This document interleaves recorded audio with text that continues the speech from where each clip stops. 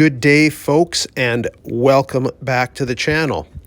And I just firstly have to say that this is one of the most depressing times of the year for me. I am not a fan of fall or especially winter. The bikes go away, it gets cold, and it pretty much ends up looking like Siberia here for a few months.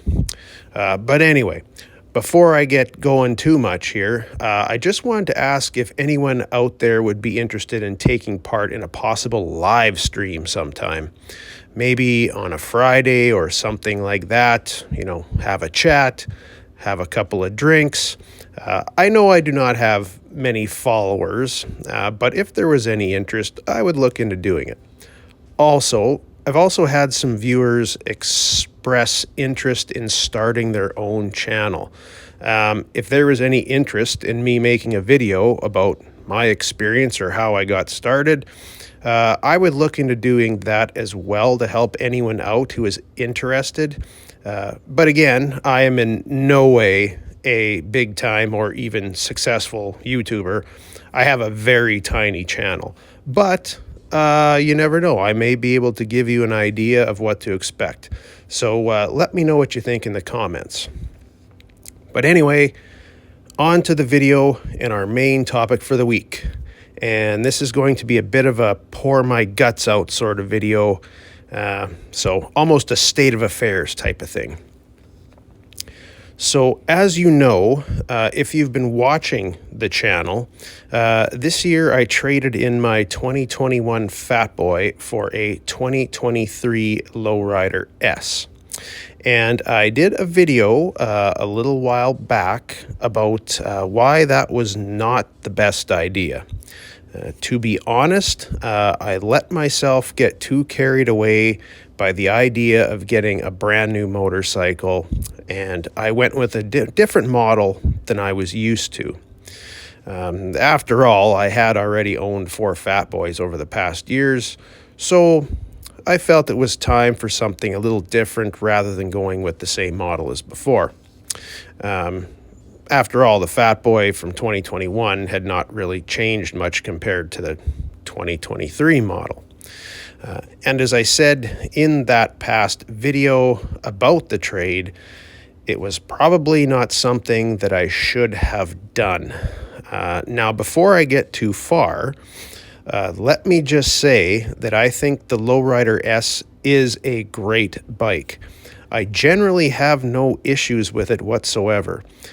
The blacked out look on the bike is badass, and the performance, handling, and suspension is the best I've ever experienced on a Harley. Also, I have to point out that I love the seat on this bike. This is by far the best stock Harley seat I have ever had.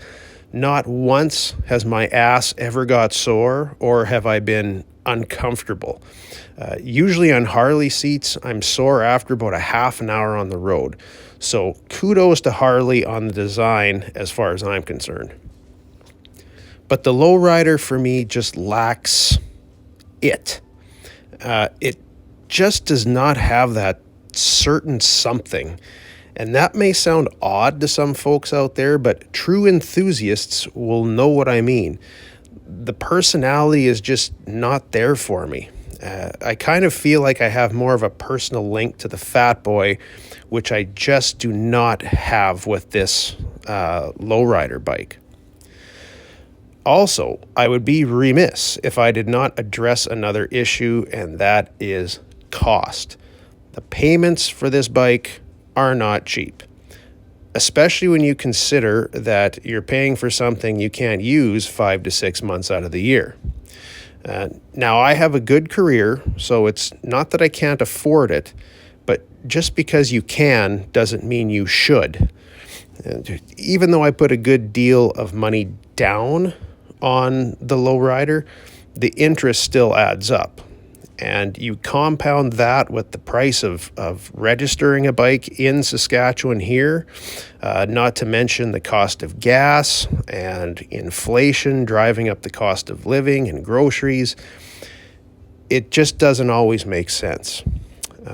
Also, I've recently started taking over some bills and payments for my mother, which doesn't help the situation either. So when I look at the monthly cost of a new Harley, sometimes it doesn't feel needed.